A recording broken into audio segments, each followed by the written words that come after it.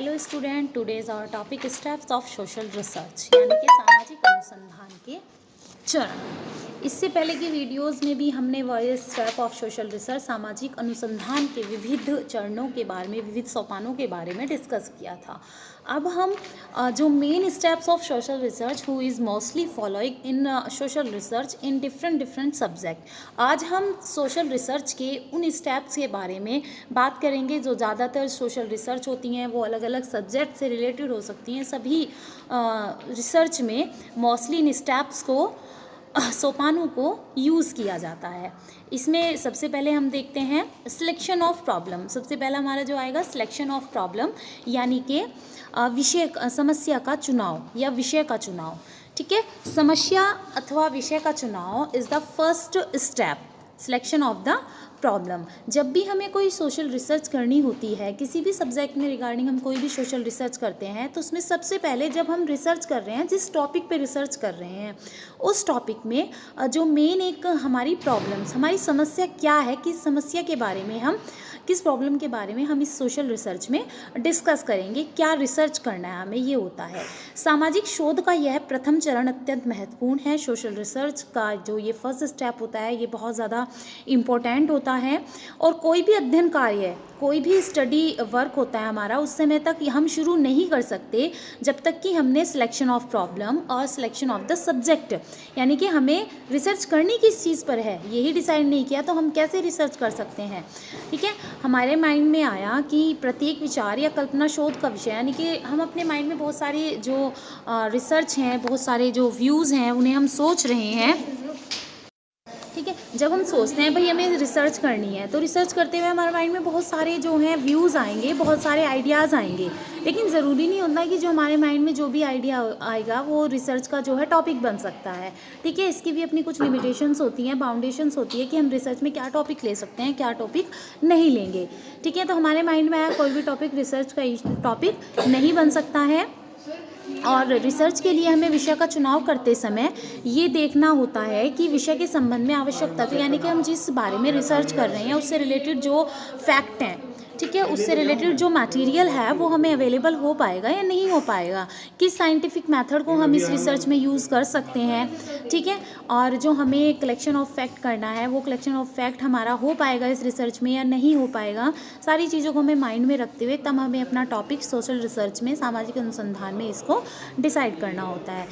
Basically social research में जो limitation of means हैं, इन्हें भी ध्यान रखते हुए जो है समय का, टाइम का पूरा ध्यान रखा जाना चाहिए कि हम किस ड्यूरेशन में, कितने टाइम ऑफ ड्यूरेशन में अपनी रिसर्च को कंप्लीट कर सकते हैं, क्या नहीं लगेगा। जनरलाइजेशन ऑफ सब्जेक्ट्स होगा इसमें। ठीक है,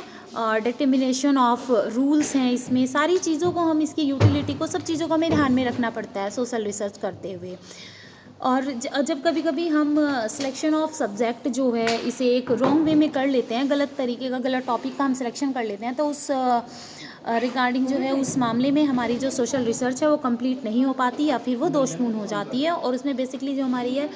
wastage of money, wastage of time ही साबित होता है। अकॉर्डिंग पीवी यंग, जो हमने step of social research discuss किए थे लास्ट वीडियो में, तो श्रीमती पीवी यंग ने भी जो है विषय समस्या का चुनाव करने में निम्नलिखित आवश्यक बातों को ध्यान में रखने पर जोर दिया है। जो पीवी यंग थी, जब उन्होंने स्टेप ऑफ सोशल रिसर्च बताए थे, तो उन्होंने भी कहा था कि सिलेक्शन ऑफ सब्जेक्ट या सिलेक्शन ऑफ प्रॉब्लम करते समय हमें कुछ बेसिक रूल्स होते हैं जिन्हें ध्यान में रखना चाहिए, उसके बाद ही हमें करना चाहिए। तो सबसे पहले इन्होंने बताया है कि जब हम सोशल रिसर्च के लिए सब्जेक्ट को सिलेक्ट कर रहे हैं, विषय का चुनाव कर रहे हैं, तो उस समय हमें ऐसे विषय को सिलेक्ट करना चाहिए, ऐसे सब्जेक्ट को सेलेक्ट करना चाहिए जिसे समझने में शोधकर्ता स्वयं योग्यता रखता हो और जिससे संबंधित शोध कार्य एक निश्चित अवधि में पूरा किया जा सके। यानी कि जब हम डिसाइड कर रहे हैं कि हमें इस टॉपिक पर रिसर्च करनी है, तो हमारी खुद की कमांड, ठीक है, हमारी खुद का अंडरस्टैंडिंग लेवल उस टॉपिक पर इतना होना चाहिए कि हम उसमें अपना बेस्ट दे सकें। ठीक है, जब हमारी कमांड ही उस सब्जेक्ट पे अच्छी नहीं होगी, हमें खुद ही वो समझ में नहीं आती, तो हम उस पर रिसर्च भी अच्छी नहीं कर पाएंगे और हम बेस्ट रिजल्ट नहीं दे पाएंगे। और एक टाइम ड्यूरेशन, कि हम एक उपयुक्त समय में, कि हमें वो इतना समझ में आता है कि हम उसे एक आइडियल टाइम में कंप्लीट कर देंगे। सेकंड, उन्होंने कहा है कि जो अध्ययन किए जाने वाले विषय हैं उससे संबंधित कोई अन्य शोध उपलब्ध नहीं है, तो विषय का क्षेत्र बहुत ज़्यादा ज़्यादा व्यापक नहीं होना चाहिए कि जो भी हम स्टडी कर रहे हैं, स्टडी करने वाला जो हमारा सब्जेक्ट है उससे रिलेटेड अगर कोई रिसर्च हमारे पास अवेलेबल नहीं होगा तो जो विषय का क्षेत्र होता है, जो एरिया ऑफ सब्जेक्ट होता है, वो बहुत ज़्यादा ब्रॉड नहीं होना चाहिए इस बारे में। थर्ड, उन्होंने कहा है कि हमें इस चीज़ को भी ध्यान में रखना चाहिए कि जो हमें अवेलेबल टेक्निक्स हैं रिलेटेड और रिसर्च, उसकी हेल्प से हमें सिलेक्शन ऑफ सब्जेक्ट या रिसर्च वर्क हम कर पाएंगे या नहीं कर पाएंगे, यानी कि जो सब्जेक्ट हम सेलेक्ट कर रहे हैं अपने रिसर्च के लिए उसके रिगार्डिंग जो मेथड्स अवेलेबल हैं, जो टेक्निक्स अवेलेबल हैं, वो टेक्निक सफिशेंट है अपने आप में, इस तरह से कि जो हमें चाहिएगा, जो हेल्प हमें चाहिए, जो वे हम इसमें फॉलो करेंगे वो प्रॉपर वे में हो पाएगा या नहीं हो पाएगा। नेक्स्ट, पीवी यंग कहती हैं कि जिस सब्जेक्ट या प्रॉब्लम को हम सेलेक्ट कर रहे हैं उसमें जो हमारा सोशल रिसर्च हो रहा है उसके मीडियम से जो साइंटिफिक कंक्लूज़न हम निकालना चाहते हैं वो निकाल पाएंगे या नहीं निकाल पाएंगे, ये भी हमें देख लेना चाहिए सिलेक्ट करते हुए। तो यहाँ पे जो भी पीवी यंग ने कहा है, पीवी यंग ने जो भी बेसिक थिंग्स यहाँ पे बताई हैं, ठीक है, तो पीवी यंग ने यहाँ पे हमें जो बताए हैं कि सिलेक्शन ऑफ प्रॉब्लम यानी कि विषय का चुनाव करते समय हमें किन बातों को ध्यान में रखना चाहिए, उन सभी बातों को हमें ध्यान में रख के उसके बाद ही हमें सिलेक्शन ऑफ प्रॉब्लम और सब्जेक्ट हमें यहाँ पे करना चाहिए। सेकंड जो यहाँ पे बताया है, review of printed literature, study of related literature, यानी कि जो हम सोशल रिसर्च कर रहे हैं, सोशल रिसर्च का जो सेकंड स्टेप बताया गया है, संबंधित साहित्य का अध्ययन, रिव्यू ऑफ प्रिटेंट लिटरेचर और study of related literature. Subject का सिलेक्शन करने के बाद जो सेकंड इम्पोर्टेंट स्टेप हमें सोशल रिसर्च में फॉलो करना होता है वो होता है हमारा संबंधित साहित्य का अध्ययन, स्टडी ऑफ रिलेटेड लिटरेचर। अगर हमारा जो हमने सब्जेक्ट अपना सेलेक्ट किया है उसका जो सब्जेक्ट मैटर है उससे रिलेटेड जो लिटरेचर है उसे हमें एक बार क्या करना होगा, उसे हमें स्टडी करना होगा अच्छे से। अगर हम स्टडी किए बिना ही अपने सब्जेक्ट पे सोशल रिसर्च स्टार्ट कर देते हैं तो हमारी सोशल रिसर्च जो ही वो बेस्ट नहीं हो पाएगी, क्योंकि हमें उसके बारे में प्रॉपर नॉलेज अवेलेबल नहीं है, ठीक है। और अगर हम इसमें उसे अच्छे से स्टडी करके अच्छे से उसका अध्ययन करने के बाद हम सोशल रिसर्च को स्टार्ट करेंगे तो हमें सोशल रिसर्च के जो एस्पेक्ट्स हैं, सभी जो हमारे पहलू हैं, जो हमारे फैक्ट हैं वो क्लियर होंगे और हम जो है उसमें अपना बेस्ट दे पाएंगे। इसलिए ज़रूरी है कि स्टार्टिंग में हमें जो हमारे रिसर्च से रिलेटेड जो भी लिटरेचर है सभी लिटरेचर का हमें एक वेल वे में, ठीक है, डेस्पेक्टिव स्टडी हमें कर लेनी चाहिए, जिससे कि किसी भी प्रकार की कोई भी कमी हमारी रिसर्च में ना रह जाए। इससे रिलेटेड जो भी हमारा लिटरेचर है, राइटिंग्स हैं, लेटर्स हैं, बुक्स हैं, जो भी हमारे पब्लिकेशंस हैं और जो भी इसमें अवेलेबल है उससे रिलेटेड जो भी हमारा टॉपिक रहेगा सभी को एक वेल वे में स्टडी करना चाहिए। और जो भी लिटरेचर हमारे रिसर्चर्स के द्वारा जो भी हमने पढ़े हैं उससे हमें कुछ ना कुछ नॉलेज ज़रूर प्राप्त होगी और जो हमारा वर्क है, रिसर्च का वर्क है, वो हमारे लिए ईजी हो जाएगा और काफ़ी जो उसमें प्रॉब्लम्स हैं उन प्रॉब्लम्स को हम सोल्व आउट कर पाएंगे इस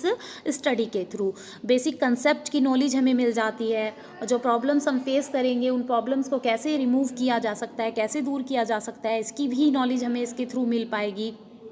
और रिलेटेड लिटरेचर को स्टडी कर लेने में जो श्रीमती यंग है उन्होंने भी कुछ चीज़ें यहाँ पे बताई हैं। उन्होंने कहा कि डेफिनेटली इसका एक प्रॉपर बेनिफिट हमें मिलता है। तो इसमें इन्होंने कहा है कि जो रिसर्चर है उसे स्टडी मटेरियल के रिलेटेड जो भी हमारी एक इंसाइट होती है, अंतर्दृष्टि, यानी कि जो हमारी प्रॉब्लम्स आएंगी उन प्रॉब्लम्स के बारे में हम एक